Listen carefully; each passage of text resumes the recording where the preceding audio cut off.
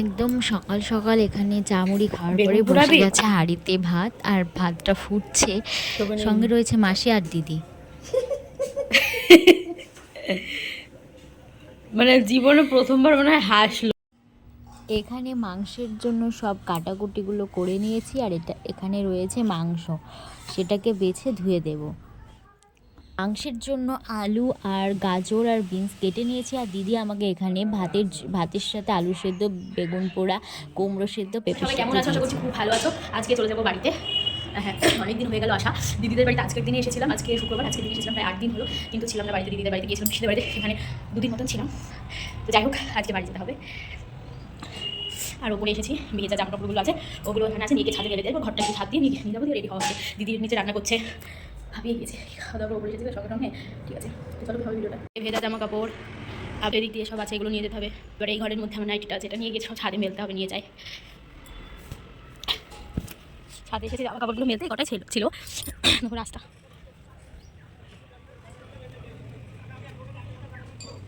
এটা হচ্ছে কালীতলা না কি, যাই হোক, চড়ক মেলা হয় এখানে।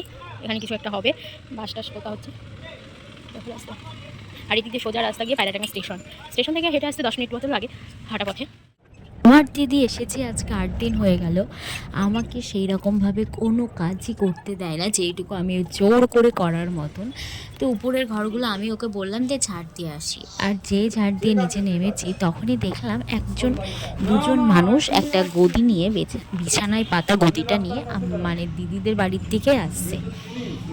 কিন্তু আমি একবারের জন্য শুনিনি যে জামাইবাবু গদিটা নেবে, সেই কারণে আমি ভাবছি হয়তো নিতেও পারে, সেই জন্য দিদিকে ডাকলাম। নেওয়ার পরে দিদি বললো যে না। দিদিকে ডাকি, অনিমেষ মাস্টার, শিবপুর, এই যে বটগাছের পাশ দিয়ে যে গলি আছে না, উনিও মাস্টার। ওই দুটোই মাস্টার, এনার নামও যা, ওনার নামও তাই। একই, দুটোই মাস্টার। হয়ে গেছে তাই। না ওই বাড়িতে যাবো, এই বাড়িতে চলে এসেছি। একই নাম হওয়ার কারণে ভুল করে দিদিদের বাড়িতে দিয়ে গেছে। এসে দেখছি দিদির মাংসের আলুটাও ভাজা হয়ে গেছে, ওখানে কুমড়ো দিয়ে, মানে পটল আলু টালু দিয়ে একটা পেঁপে টেপে দিয়ে তরকারি, সঙ্গে মাংসটা কষানোর জন্য মশলাটাও রেডি। আর আমি অনেক দিন আগে দিদিকে প্রথম এসেই বলেছিলাম যে ডিম টোস্ট খাবো, সেই কথাটা দিদি মনে রেখেছিল। আর হঠাৎ করে যাওয়ার দিন মানে দুপুরেই মনে পড়ছে যে হ্যাঁ, আমি ডিম টোস্ট খেতে চেয়েছিলাম, ও সেটা আমাকে বানিয়ে দেয়নি, এখনও পর্যন্ত সময় পাইনি। কারণ বললামই তোমাদের 8 দিন এসেছি, আসার মধ্যে আমি 2 থেকে 3 দিন মতন পিসিদের বাড়িতে ছিলাম, সেই কারণে ও আরও করে দেওয়ার সুযোগ পায়নি। আর সেই মাসির নাচ ক্লাসে যাওয়া, এখানে ওখানে টুকটুক করে বাজার ঘোরা, সমস্ত কিছু করতে গিয়ে মানে খাওয়ার সময় পাইনি, বানিয়ে দেওয়ার না, মানে আমি এটা ওটা খেয়ে ফেলেছি। সেই টাইমে আর ডিম টোস্টটা খেতে ইচ্ছা করছিল না। আমি এখনও বললাম যে খাবো না, ও বললো না তুই যখন খেতেই চেয়েছিস তাহলে তোকে 1 পিস অন্তত বানিয়ে দিই। তো সেই কারণেই ও আমাকে এখন বানিয়ে দিচ্ছে। বলো, এগুলো খেয়াল কে রাখে? নিজের মানুষগুলো, আপন মানুষগুলোই হয়তো যে জিনিসটা খেতে চেয়েছি বলেই ও আজকে বাড়ি যাওয়ার দিনও বানিয়ে দিচ্ছে। তো সঙ্গে আমি আর একটু মাসি খেলাম। আর আমি সব থেকে ভালো সময়ে গিয়েছিলাম যেই টাইমটায় আমার মাসির স্কুলটা ছুটি ছিল। তো যাই হোক, এই 8টা দিন আমি জমিয়ে মজা করেছি। আর মাঝে কিন্তু আমার মাসিও একদিন চলে গিয়েছিল অফিসের বাড়ি, তো সেদিন আমি একাই ছিলাম বাড়িতে। সেই একদিন মতনই ছিল, 1-2 দিন মতন। তো যাই হোক, আমার দিদি বলল তুলসী পাতা তুলে নিয়ে আসতে, সবাই কিন্তু এটাই দেখবে। তুলতে গিয়েছিলাম তুলসী পাতা, তো সেটাই তুলে নিয়ে এসে আমি দিদিকে দিলাম। আর আমার মাসি বলছে আমায় নাকি থাকতে হবে আজকে অনেক কটা দিনই, তো ওদের বাড়ি আছি, হয়তো যাওয়ার সময় ওরও মনটা খারাপ করছে, আর আমার তো করবেই। মাসি দিদি সব কাছের মানুষগুলোকে ছেড়ে যাওয়া, বলো, অনেক দিন ওর বিয়ে পরে থাকলাম, অনেক কটা দিন গিয়েছিলাম। কি রে পকেটে দেখি, কিসের কাগজ? ইট না কেন?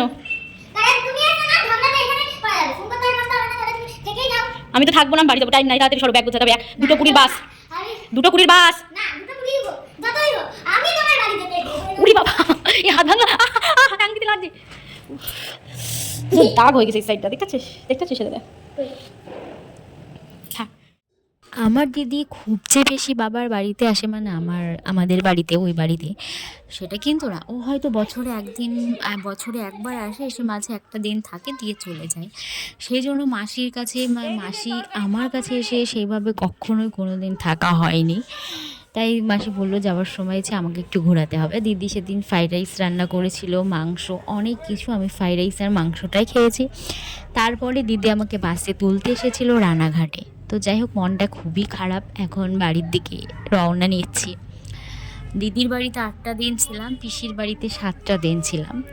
টোটাল ওই 15 দিনই ধরো, 15 দিন মতন। সেই দিন, এই দিনগুলো প্রায় আমার আসা আজকে 15 দিন হয়ে গেল। আজ এই স্কুলটা যত সম্ভব আমার মাসির হয়তো হতে পারে, আমি তাই ভিডিওটা করে রেখেছিলাম। আর আজকে বাড়ি যাচ্ছি। বাড়ি যাওয়ার পথে কিন্তু আমি রানাঘাট থেকে করিমপুর একা যাব না, সঙ্গে আমার পিসি ওই যে শান্তিপুরে এসেছিল বিয়ের জন্য, পিসিকেও তুলে নিয়েছি। একই বাস রানাঘাট থেকে ছাড়ে, পায়রা শান্তিপুরের মতিগঞ্জ মোড় হয়ে তারপরে আমাদের করিমপুর চলে এসেছি। পিসির সাথেও আমার 2 ঘন্টা জার্নি আজকে ফার্স্ট টাইম হলো। তো যাই হোক, এবার বাড়ি যেতে হবে। পৌঁছে গেছি করিমপুরে। একদম এখান থেকে বাড়িতে গিয়ে বর আছে, বরের সাথে একটু দেখা করবো করিমপুরে, দিয়ে বাড়িতে যাব। ও হয়তো আমাকে রেখে আসবে, কারণ এত রাতে 7টা 10, 7:30টার দিকে আমাদের ওই সাইডে মানে টোটো পাওয়া যায় না। তো যাই হোক, বর আমাকে বাড়িতে রেখে গেল। এই কভারটা খুলে ফেললাম, এবার ঘরটাকে পরিষ্কার করতে হবে। একদম মুখ চোখ ধুয়ে হাত পা ধুয়ে এখনই আসলাম এই মাত্র। আর এখন ঘড়িতে বাজে ঠিক 10টা 1। এসে বিছানা গোছালাম, বিছানার চাদর পাতলাম, ওটার অবস্থা কী হয়েছিল দেখতে পেলে, ওটা গোছালাম। পুরো শোকেসটাকে ক্লিন করলাম। এতগুলো কাজ প্রায় 1.5 ঘন্টা লাগলো আমার করতে এগুলো। সাথে তো অনেক, আর কতগুলো জামা কাপড় হয়েছে কাচার আগে দেখো। আর এইগুলো এখানে আছে, যেহেতু সবগুলোর ভাজ করা হয়নি বা করিনি, এখনও খাওয়া হয়নি, খেতে হবে। ঠিক এতটা গ্যাদারিং হয়েছে কাচার জন্য, এতগুলো জামা কাপড় আমাকে কাচতে হবে। মানে এতদিন ছিলাম না, ঠিক 15 দিনে এরকম হয়েছে। করেছি, ঘর ছাড় দিলাম, পুরো ঘরে এতগুলো ধুলো বেরোলো। ঘর ছাড় দিলাম, জল তোলা হয়েছিল না, জল তুললাম, এসে অনেকগুলো কাজ করে ফেলেছি। ফ্রেশ হয়ে এখনই এসে বসলাম খাটে। এখন বাজে 10:30। খাওয়া দাওয়া হয়ে গেছে, এইমাত্র খেলাম, রুটি খেলাম। আর এখন ড্রেসটা পাল্টে রাত্রেবেলা এখন ঘুমাবো। তো ভিডিওটা কেমন লাগলো অবশ্যই কমেন্ট করে জানিও। সবাই ভালো থেকো, সুস্থ থেকো, সাবধানে থেকো। মনটা তো খুব খারাপ করছে। চলে এসেছি, প্রায় 15 দিন বাড়ি ছাড়া ছিলাম। কী বলবো বুঝতেই পারছি না। ক্যামেরাটা অন করলে না সব কিছু ভুলে যায়, মাথায় থাকে না, মনে এত কিছু ভাবি যে বলবো, কিন্তু কিছুই থাকে না। যাই হোক, সবাই ভালো থেকো, টাটা। এটা হলো কত? 24। 25, এইটা 26। ভালোই হলো, 2 বছরে হয়ে যাবে। কিন্তু টাঙানোর কোনো জায়গা নেই। কেন?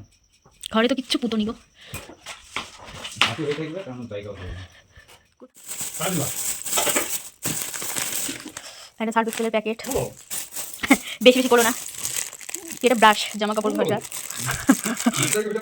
কি ভাষা? এটা খুব প্রয়োজন ছিল জীবন পরে। তুমি এই কমফোর্টটা নিয়ে যাও। ঠিক আছে, নীলটা সবাই করে, এবার গোলাপিটা আমার।